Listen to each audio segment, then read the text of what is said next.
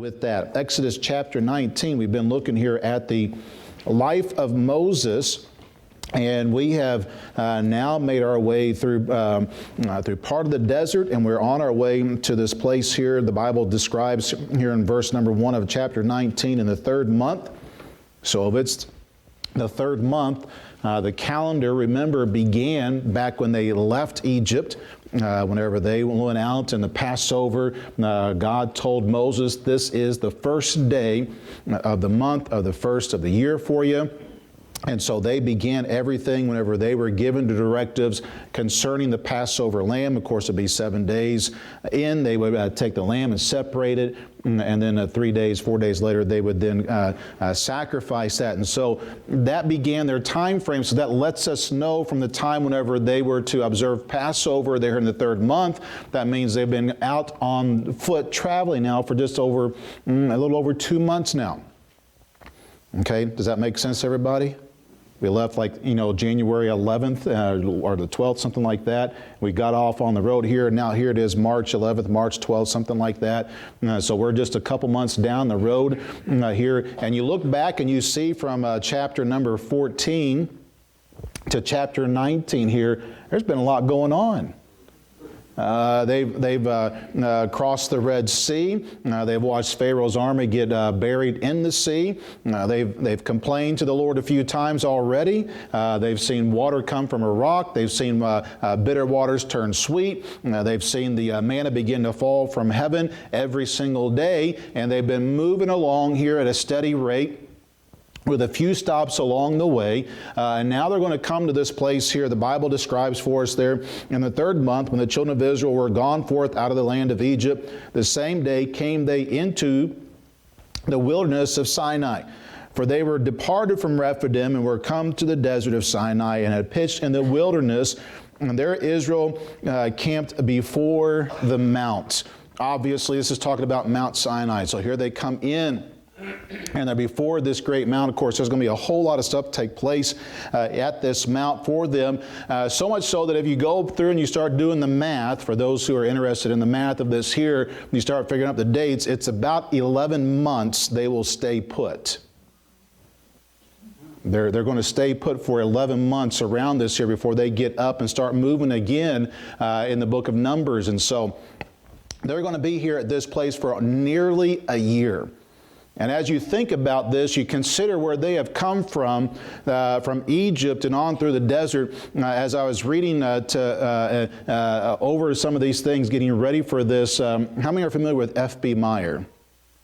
Okay, a scholar, a theologian of many years ago from England, and I loved how he described this here. And I want you to put your imagination hat on for me tonight. Okay, these people that are coming from Egypt, they're coming through this desert land, and they're about to enter into a place that is an unusual place for them. And I loved how Brother Meyer described this, and so I'm going to read a little bit for you this evening here. But in your mind, I want you to hear as the descriptions are laid out for you. Just kind of picture yourself a group of 3 million people traveling through the desert and coming upon this place here. He describes it this way here. He says, from Rephidim, the children of Israel marched slowly and laboriously through the great thoroughfare of the desert, now known as Wadi Es-Sheikh, the longest, widest, and most continuous of those vast desert valleys. It must have been an astonishing exchange from the flat alluvial land of Egypt, where the only hills were those raised by the hands of man. On either side of the pilgrim hosts, lofty and precipitous mountains reared their inaccessible ramparts of red sandstone and variegated granite, without verdure or gushing rills or trace of living thing. They must have appeared like the majestic corridors of a vast temple to the inner shrine of which the pillar of cloud was conducting them by its stately march. The Red Sea, which must have become like a friend, had been long ago left behind, and there was no chance of retracing their path or returning. There was nothing to allure them or arrest their steps amid the awful desolation and grandeurs of those inaccessible precipices. They would be sometimes almost overwhelmed by the bare, sterility of the scene and by the awful silence that was stirred to resent the intrusion of such a multitude upon its ancient reign. But their course was always onward, and a deepening awe must have grown upon their souls, such as became those who were already treading the precincts of a temple not made with hands, a shrine of incomparable majesty to which those vast and sublime avenues were the befitting approach. At last it broke on them. After a march of 18 miles from the Red Sea, they came out on a perfectly level plain of yellow sand, some 2 miles long and a half-mile wide, nearly flat, and dotted over with the tamarisk bushes. The mountains that gather around this plain have for the most part sloping sides and form kind of a natural amphitheater.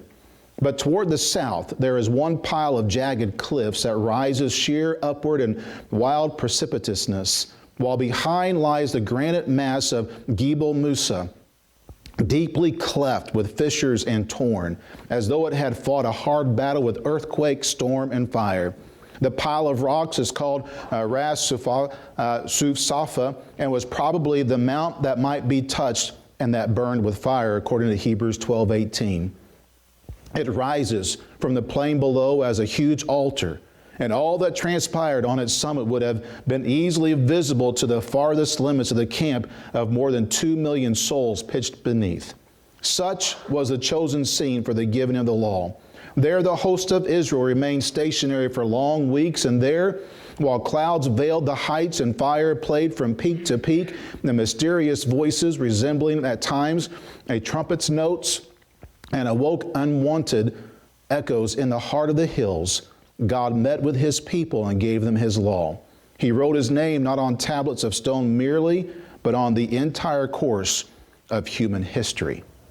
Quite a picture that has been painted for us on, and as you can try to imagine these Israelites as they're traveling to come upon such a place where it seems so easily laid out and wide there, but at the end of it you find this jagged mountain that is just rising above the plain of the desert. It's no wonder God chose this particular location to bring his people to. It's been observed that this great host could easily have fed into this valley, and no matter how far back you were, you could see the top of the mountain. And that's the mount that Moses would ascend here in just a few short moments, and would be there in the dark cloud, and he would converse with God, and he would come back down and give them the law. And he would go back up and talk with him some more, and then come back down and give them some more things. Over the course of, these 11 months, Moses would ascend that mountain 7 different times. And also he would descend it 7 different times. Each time coming down with a new message from God. Each time coming down with more instruction for God. And so as you think about this here, don't think of this as a mountain that you just could easily traverse. Some of us have been on top of Clark's Mountain over here, and there are smooth paths to get up there and to the top of that particular place. But rather, think of a place that would be very jagged and very difficult to make your way up, and would take quite a bit of effort to get there. We're talking about an 80-year-old man walking and climbing that mountain. Not an easy task. Not an easy task at all, but Moses had within him a desire to go and meet with God on behalf of the people that God had called out, and to be the man that God would use for them. I want us to see some things this evening here from chapter 19 and give ourselves over to kind of see the story being played out, but also when we get towards the end, we're going to take some time to step back and see, what does it mean for us? What does it mean for us? And so notice here, in verse 3, there is an invitation that is put forth by God himself. Verse 3 there begins there, and Moses went up unto God, and the Lord called unto him out of the mountain, saying, Thus shalt thou say to the house of Jacob, and tell the children of Israel, Ye have seen what I did unto the Egyptians, and how I bare you on eagle's wings, and brought you unto myself. Now therefore, if you will obey my voice indeed, and keep my covenant, then ye shall be a peculiar treasure unto me above all people. For all the earth is mine, and you shall be unto me a kingdom of priests and an holy nation. These are the words which thou shalt speak unto the children of Israel. And Moses came and called for the elders of the people and laid before their faces all these words which the Lord commanded him. Moses, come on up here into this mountain. So you see them as they enter into this valley, and they're kind of getting things set up. Moses goes up into this mount here before God, and he says, Moses, I want you to deliver a message to the people for me. I want you to take some time and let them know I've got an invitation for them. And as you give them this invitation, I want you to remind them of a few things here. Notice there in verse number 4. Notice what he said in verse 4 to them. He said, Ye have seen what I did unto the Egyptians. You remember how you called out to me and you cried out because of the severity of the enslavement. You remember how you'd so desired for me to deliver you from those people. And so I brought Moses in, and the plagues were put upon the Egyptians. And I brought you forth with a high and mighty hand. And as Pharaoh went after you and he decided to pursue after you, I brought you through the Red Sea. And then I buried Pharaoh and his army in the Red Sea. Hey, do you remember what I did for you in Egypt and against the Egyptians? Have I not taken care of you? Oh, boy, I'm sure they could go back in their minds very quickly. This was just a few months ago. They watched all these things take place and they said, surely God has been good to us for what He's done to protect us against our enemies, for bringing great deliverance to us. God has been good. Notice he goes on, he says, and how I bear you on eagle's wings and brought you unto myself. Notice, don't forget what I've done for you along the way. Remember when you came to Marah and you came upon the bitter waters and you complained to Moses, and Moses came to me and I said, take that tree and toss it in the water and it's going to make the water sweet, and you had sweet water. Remember that? Remember how I took care of you there? And remember as you sat there in that place of the 70 palms and you enjoyed some rest there, and how I took care of you there. Do you remember that? Do you remember how you got up that day and you were all out of food and you began to whine and complain to Moses again? You remember how that evening I had the quail come in and you were able to kill the quail because they were flying at knee height for you, and you were able to eat as much meat as you wanted, and the next morning you got up and there was manna raining down from heaven, and I've done that for you every single day since then except on the Sabbath, and so on that day before you're supposed to get twice as much, and I provided for your every need. Remember you got to the rock and you were so thirsty, and so I told Moses, take your rod, strike the rock, and I gave you water there. Remember what I've done for you? I've taken care of you, haven't I? I've taken care of your enemies for you. I brought you along on eagle's wings, as just a mama eagle would take care of her babies, and she's so protective, and she'll do anything for that baby eagle. The same I've done for you. I've watched out for you. I've taken care of you. And I brought you unto myself. You're here at Mount Sinai. You're here at what will be referred to as the Mount of God. And you're about to see some things here in just a moment that are going to awe you. And you're going to be just amazed at what you see. And you're going to see the power of God on display. Now listen, have I not taken care of you? Am I not a God worth following and becoming His people? Boy, what an invitation, right? I mean, good night. Who could refuse that? But what an invitation God put forth to His people. But notice here, He put some conditions on this here. Now, they were His people because of the covenant made with Abraham. That was unconditional, right? But here we are, Moses here is going to present a covenant to them, the covenant of blessing, if you will. You want to be blessed by God? Well, here's some things you're going to notice what he says there in verse 5. Now, therefore, if.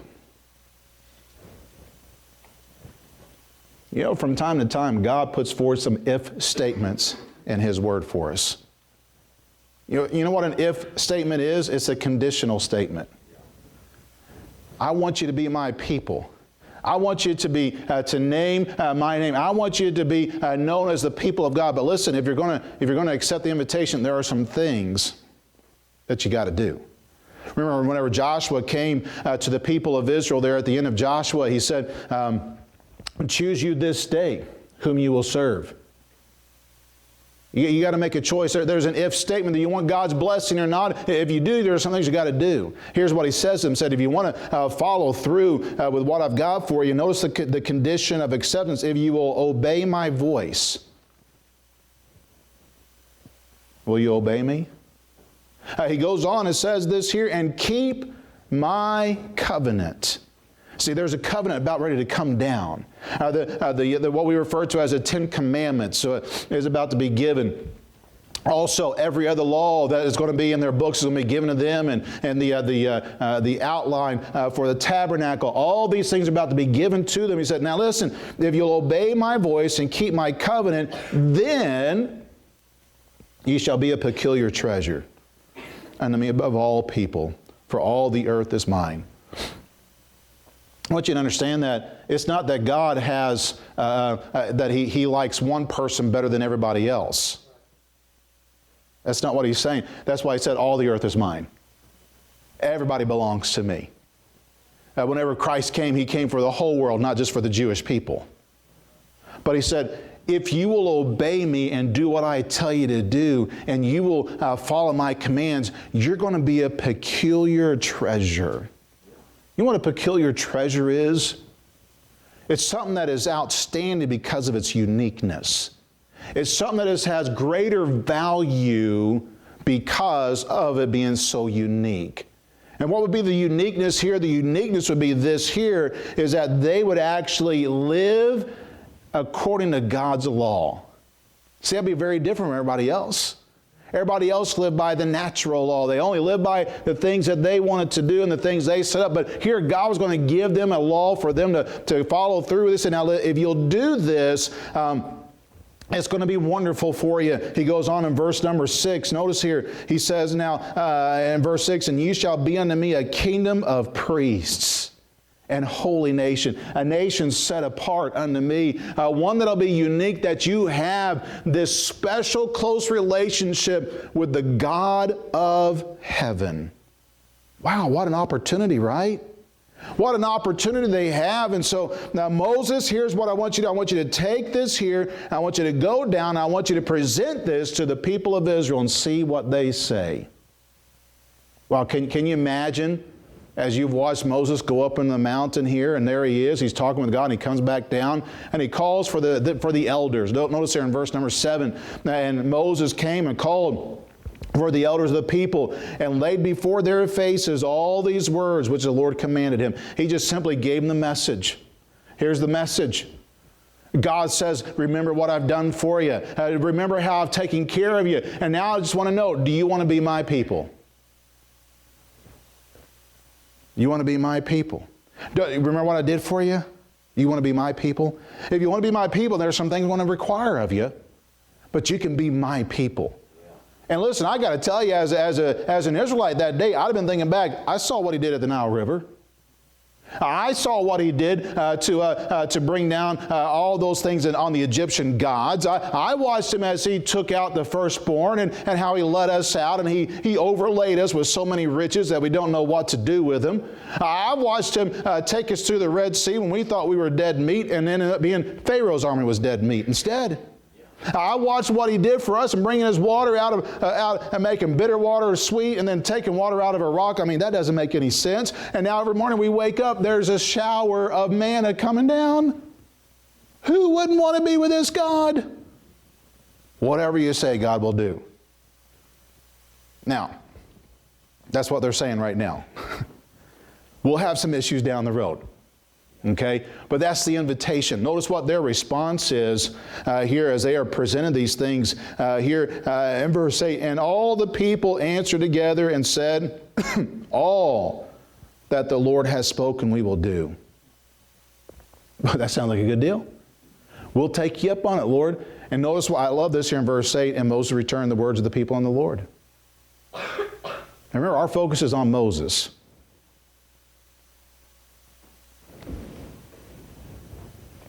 What's the message, Lord? Okay. All right. Got it. Okay. Elders, I need to talk to you. Come on. Here's what God said. He's laid all this out for you. He's given you all these options here. What do you want to do? You're good? Okay, you want to do it? All right, I'll go back and I'll tell them.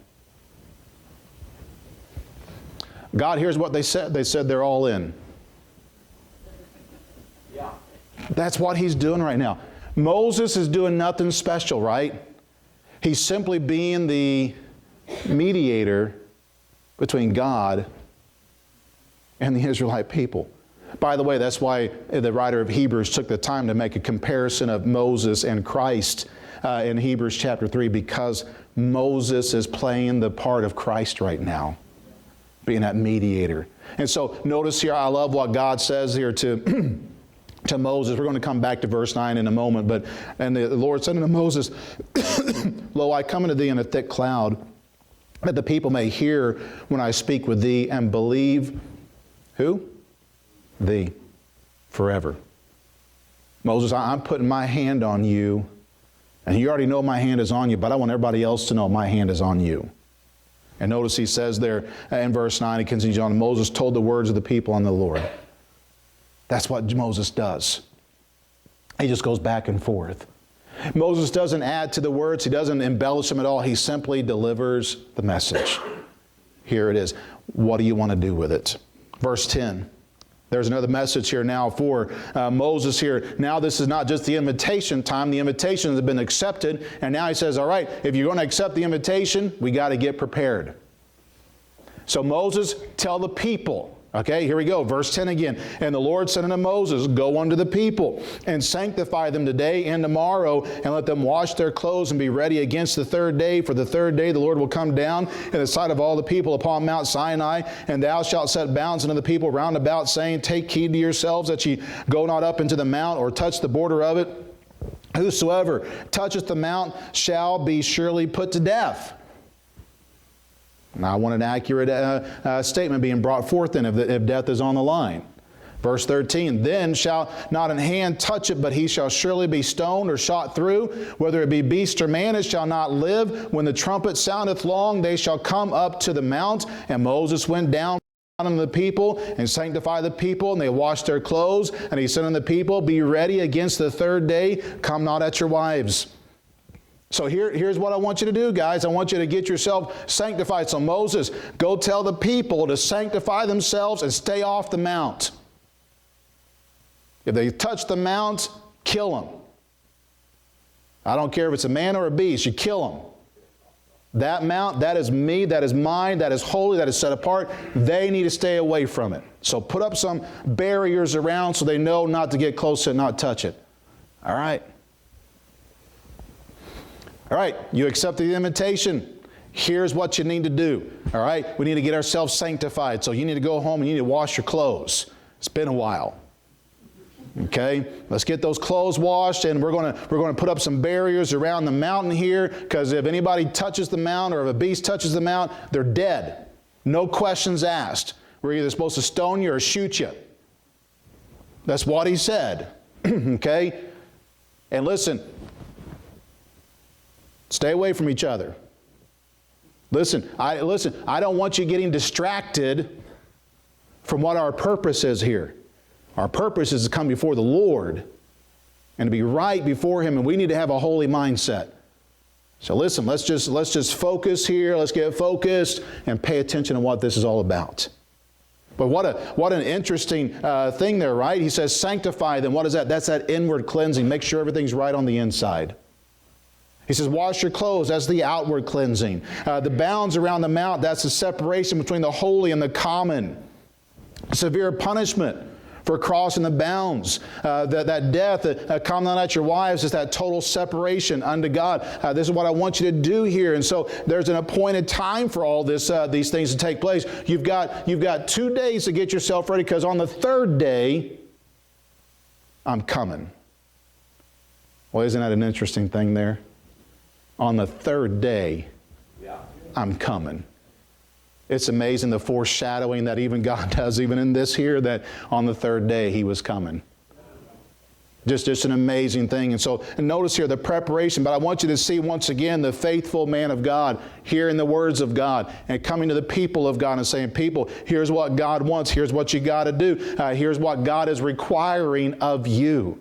That's the job of the moderator here. That's the job of the man of God here, is to simply to convey the message of God to the people of God so they know how to be right with their God. Well, what an important job Moses had. It is an important job, right? Verse 16. And it came to pass on the third day, in the morning, and there were thunders,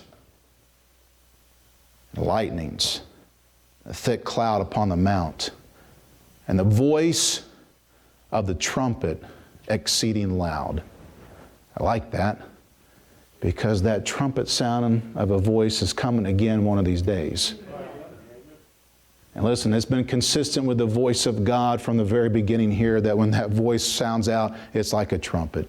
So that all the people that was in the camp trembled. Have you ever trembled before? I mean, been physically scared to the point to where you were shaking? Maybe it was maybe somebody didn't tell you. They were getting ready to set off some fireworks or shoot a shotgun, or better yet, set off some tannerite. Our guys up in Trenton were just enamored with tannerite. They seemed like they were setting off tannerite every opportunity they got. But that stuff will shake you up a little bit. Maybe you've been in an accident before, or maybe witnessed an accident, and boy, that just kind of left you shaken to where you were just trembling. You know, sometimes there's things that happen in life here. I want you to see there's this congregation of 2 to 3 million people, and they're witnessing this sight. Remember, they are spread across this whole expanse of 2 miles, or what do we say, 2 miles long and a half a mile wide, and they are spread out across this expanse. And at the end of that expanse is that mountain there, and they're looking upon that mountain. And as they come out of their tents that morning, like they have every other day, and every other day has been sunshine, and they've got the cloud that's been following around, and the fiery pillar at night. This is the way things have been every day, and now you come out, and this morning, instead of seeing the brightness of the day, instead you notice that mountain there, and there's these clouds that have descended upon that. There's this lightning. There's this thundering going on, and just kind of that ominous feeling you get, and then all of a sudden you start hearing these voices, but they're like trumpets. They're so loud. They begin to shake. What is going on? God is coming down. Boy, that'll shake us. That'll shake you out of your apathy is what it'll do. That'll shake you out of your whole humdrum kind of church going kind of a thing. Boy, whenever God's presence settles in, it does something. Verse 17. And Moses brought forth the people out of the camp to meet with God. Come on down. They stood at the nether part of the mount. Come on out here, fellas. Come on out here, ladies. Come on out here. I want you to gather around the mountain. Now, don't go across the barrier now. I think everybody had an okay not crossing the barrier. And they're witnessing these things taking place here. And can you, just in your mind, you got to see it here as you're reading through this here. And Mount Sinai was all together on a smoke. I mean, just smoke covered that entire mountain because the Lord descended upon it in fire. You see a fire coming down from heaven, and the smoke just gathering around this place. And you can say, I just want you to understand, the people that have been called out, they have never seen or experienced anything like this in their life. And man, it is just shaking them to the core. And by the way, God wanted them to be shaken to their core. He wanted them to understand how awesome and how mighty and how powerful He was. He wanted to leave an indelible mark in their minds of who they are dealing with when they're talking with God. Smoke thereof ascended as the smoke of a furnace, and the whole mount quaked greatly. How many's ever been in an earthquake? Can you imagine?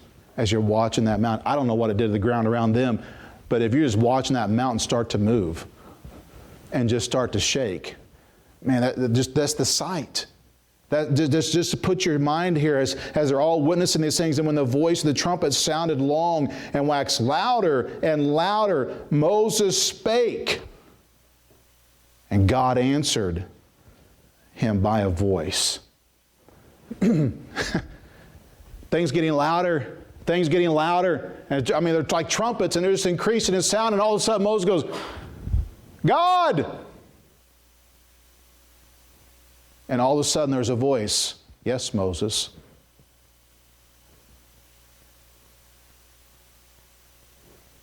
Can you imagine to see this display?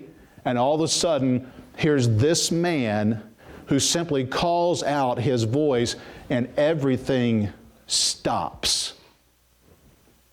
Yes, Moses. The voice answers him. Remember whenever the disciples watched as they began to cry out to Jesus because of the storm they were going to cross the sea, and Jesus simply stepped out and said, "Peace, be still," and all of a sudden everything was quiet? What was the disciples' response? They feared greatly, the Bible said. Moses simply calls out to God, and God stops everything because you can't hear very well over the top of a trumpet. And he answers Moses. Who else in the congregation could do that? Well, you're taken by this. Remember what God said in verse 9? I'm going to come unto thee in the thick cloud that the people may hear when I speak with thee. I want them to know you are my man. Wow. Well, what an amazing sight is taking place here. Notice there in verse 20, and the Lord came down upon Mount Sinai on the top of the mount, and the Lord called Moses up to the top of the mount, and Moses went up. Moses, come on up here. And so Moses begins trudging up the mountain. Up the mountain he goes, and he gets up there before the Lord. And the Lord said to Moses, "Go down, charge the people, lest they break through unto the Lord to gaze, and many of them perish. And let the priests also which come near to the Lord sanctify themselves, lest the Lord break forth upon them." And Moses said unto the Lord, "The people cannot come up to the Mount Sinai, for thou chargest us, saying, set bounds about the mountain and sanctify it. And the Lord said unto him, Away, get thee down. And thou shalt come up, thou and Aaron with thee. But let not the priests and the people break through to come up unto the Lord, lest he break forth upon them." Moses, you need to remind them. You need to just let them know, hey, don't get any closer, don't join. You need to do what I tell you to do. Okay? But God, we already told them, we set all the barriers that they're not going to. All right, now Moses, get down there and tell them what I told you to do. Okay, all right. I mean, I already told them once. You ever get the feeling sometimes, man, why does he keep saying the same thing over and over and over again?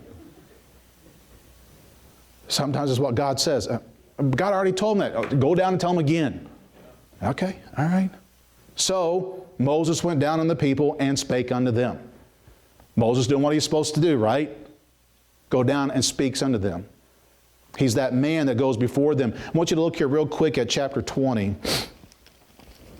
And over to, see if I can find it real quick here. Verse 18, and all the people saw the thunderings and the lightnings and the noise of the trumpet and the mountain smoking. When the people saw it, they removed and stood afar off. And they said unto Moses, "Speak thou with us, and we will hear, but let not God speak with us, lest we die." Moses said unto the people, "Fear not, for God has come to prove you, and that his fear may be before your faces, that you sin not." And the people stood afar off, and Moses drew near unto God, the thick darkness where God was. Moses, here's the deal. We don't want to get close. It's scaring the living daylights out of us. And you keep walking up in that thing like it's no big deal. Why don't you go? And you talk to God for us, and you come tell us what he's saying, okay? And we'll listen to what you have to say, but don't make us go up there. Don't make us get near. And so Moses became that man for them. He was that mediator. He was that one who was willing to go on behalf of the people to God and go to the people on behalf of God. Let's give you several things here tonight just to think about Moses here, what God has called him to do, to go and stand before these people. But before I get there, I want you to think about this here. Think about the fellowship that Moses enjoyed with God. I don't know what those 40 years on the backside of the desert were like, but I do know this, that when God came to him in Exodus chapter 3, he knew something was up. And he knew something was going on. And when God began to talk to Moses, he talked to him like he knew already who he was. See, a fellowship with God, to have a deep fellowship with him here, it doesn't happen overnight. It's a day-by-day appearing before him. And it gets to the point to where we are more interested in our time with him. As you spend more with him, you have a greater desire to be with him. But by the way, you also have a greater desire to be used by him around those who don't know him. And as Moses drew closer, you think about this here, as Moses went back and forth here these several times, you understand that Moses would go up into the mount in Exodus chapter 33, the end of those 11 months, his 7th time going up. And in that time, he would call out to God and say, God, can I see your glory? Yeah. And God would let it pass by. And the Bible says that when he came down before the people, his face shone. And so they asked him to put a veil on. And so he put that veil on while he was speaking to the people. But he would take that veil off when he would go into the temple because it didn't bother God any for him to shine. I want you to think about this. We're never told that shine ever wore off, because Moses was all the time in the tabernacle with God. If they spent 11 months here in this place, and you add the 2 months on ahead before that, that means for 13 months in their presence, Moses looked normal. How long were they in the wilderness wandering around? 40 years. That means for 39 years, almost 39 years, the last 39 years of Moses' life, his face shone the whole time because he was in a relationship of fellowship with God. What an amazing thing. The mediator, the one who would go back and forth between God and man. Let me give you quickly here some things very quickly. Number one, can I just tell you this? God desires to have a relationship with us, but it's got to be on his terms, not ours. Do you want to be my people? Yeah, God, we want to be your people. If you're going to be my people, then here's what you need to do. You need to obey my voice. By the way, God has not rescinded that command. You read in the New Testament, what does God require of those who are going to be his disciples? We need to obey his voice. We need to obey his commands. We need to obey what he gives to us. This idea that we get saved and we can live any old way we want to, it does not stand true to what God's Word teaches. God has always desired a holy, separated. The Bible uses here the word peculiar treasure in the New Testament. He says he wants to have a peculiar people.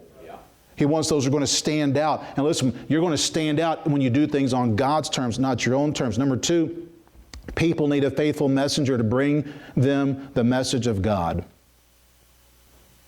And it's not just a pastor. Listen, for the church, you need to have a faithful pastor. But listen, you encounter people every day of your life that will never darken the door of the church, and I will never meet. You know what they need? They need you to be a faithful messenger for God, to tell them the truth of what God has, to deliver the message to them. Whether it's through just giving them a tract, or whether it's to share your testimony, or to point them about the goodness of God, they need you to be a faithful witness to them, to let them know, hey, God loves you, and God came to this earth and died for you. We all need to have a faith. Aren't you thankful you had a faithful messenger? And boy, God desires for us to do the same thing. Number three, people need to be brought to a decision point. Everybody needs to be brought to a decision point. What are you going to do? Are you going to follow God? Or are you going to reject His invitation? Now, listen, Moses, you notice here, Moses wasn't even like Joshua, choose you this day whom you will serve. But as for me and my house, we're going to serve the Lord. Moses didn't do that. Moses simply said, here's what God's offering. What do you want me to tell him? There was no twisting the arm, no shady tactics. I remember hearing one guy talk about that he tricked 72 people into trusting Christ. I'm sorry, I didn't read that in the Great Commission. What a foolish thing to say. See, Moses wasn't trying to trick anybody. He's just saying, here's what God's offering. You want it or not?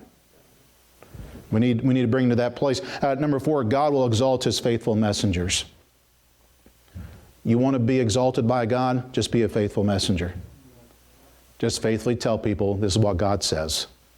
Don't try to make it fit into their lifestyle. Don't make it try to fit into their way of thinking. Just say, here's what the Bible says. Here's what God says. You can take it or leave it. But just be a faithful messenger. Number 5, God's holiness and power has not changed. This picture we see here in Exodus 19, if He were to show up in this place tonight in a physical form, you'd see something very similar.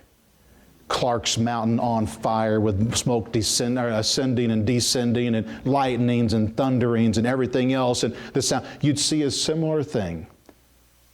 Whenever the prophet Isaiah saw the Lord high and lifted up, what did he hear? He heard the angels' voices crying out, "Holy, holy, holy, Lord God Almighty." He heard the whole place the whole temple there was filled with this train and the smoke there was a similar picture that took place. That those who have seen God or have been given a glimpse in that presence, they've seen an awesomeness that all of them consistently find themselves falling to the ground before Him. That holiness and power has not changed. Number 6, He still demands holiness from His people. He didn't rescind the command, "Be ye holy even as I am holy." In fact, He repeated it in 1 Peter. If you will, He doubled down on it. Number 7, when we are in His presence, we should still approach the throne with reverence and awe. This willy-nilly come as you are and leave as you are, and God doesn't care how you are, that does not line up with Scripture. Amos chapter 4 and verse 12, what did the prophet tell the people? Prepare to meet thy God. You know, we come in for church, listen, there needs to be a preparation of our hearts. We need to take some time to prepare ourselves to come, because if we're coming in and we're worshiping the King of Kings and Lord of Lords like we're supposed to when we come to church, that means there needs to be some preparation coming in. Prepare yourself. Number 8, while He is long-suffering and merciful, His holiness and justice demands that His righteous character will be satisfied. And that's either satisfied by Christ's death or by our own separation from Him for all eternity. But His righteous demands, His holiness, His justice says it, this must be dealt with. Number 9, in fellowship with God, He sets up limitations for us many times in where we go and what we can do. If you want to fellowship with me, you can't be like everybody else. He's told them, said, listen, there's some things you're going to have to do. Many want freedom to do whatever they want to do, wherever and whenever they want to do it. You understand, rebelling against God's bounds would bring death to them. Rebelling against limiting their activities would bring distraction from them. It would mess up everything God was trying to do for them. The last one, number 10. The life of fellowship with God cannot be built up in a day. It begins with a habitual reference of all to Him, hour by hour, as Moses did in Egypt. But it moves on to more and longer periods of communion, and it finds its consummation and bliss in days and nights of intercession and waiting and holy discourse with the God above. Do you want the kind of responsibility that Moses had? With that responsibility came great privilege. Joshua went partway up the mountain with him. God allowed it. Aaron was told to come up on the mountain as well, but something happened with Aaron. I don't know. When we find him at the end of this time, he's down here messing around and making golden calves. And as Moses would come descending the mountain there, he came upon Joshua, and Joshua was like, I hear war. You want me to go lead the troops out to war? He goes, that's not war, buddy. They're making a mess of themselves of what's going on. But there was one who was on top of the mount. And there was one who got to be hid in the cleft of the rock and have the glory of God pass by him. There was one whose face shone as the sun in all of its strength. That's because there was one who wanted to be in the presence of God. Eventually, Joshua would say, I want that. And the Bible would say in one time when Moses would go out from the tabernacle and he would leave, and Joshua, his minister, was in there with him, that after Moses went out to deliver the message to the people like he was supposed to, that Joshua just stayed in the presence of the Lord. Is it any wonder why when it came time for Moses to go home to glory, that God said, Joshua's the man. He's the man. What you have, he got some of it. He got that same desire. He's the man. It's no wonder that Joshua would become that man. But he watched it firsthand from the man Moses. Nobody else had that opportunity. Nobody else had that relationship, I should say. But I believe if they would have wanted it, they could have had it. But here's what they all said. Oh, that's too intimidating. That's too scary. That's demanding too much. Moses, you go to God for us. You talk to God, and we'll let you come and tell us what He says. But otherwise, we don't want anything to do with that. Most people, that's the way most people are. We don't have anything to do with it. Hey, listen, I just want to have my nominal Christianity. I just want to do enough to keep my conscience soothed. But I don't want to get real serious. I don't want to be fanatical about this. You know what God calls us to do? He says, come a little further. Come a little further. There were many disciples who followed the Lord while He was on this earth. But there was 12 that drew in closer to Him. Of course, we know one would betray Him, but there was 11 that would go on to the Garden of Gethsemane that night to pray with Him. And even in that, He called 3 to come a little further with Him. And even at the supper, there was one who got really close to Him. Anybody could have gotten close. But just a few wanted to. Tonight, will you be that mediator between God and man? If you're going to, it's going to take you having to get into His presence and taking some time with Him. It might get a little uncomfortable at times. It might, in fact, cause you to tremble some. But it'll be well worth it. It's well worth it. Father, help us tonight. Lord.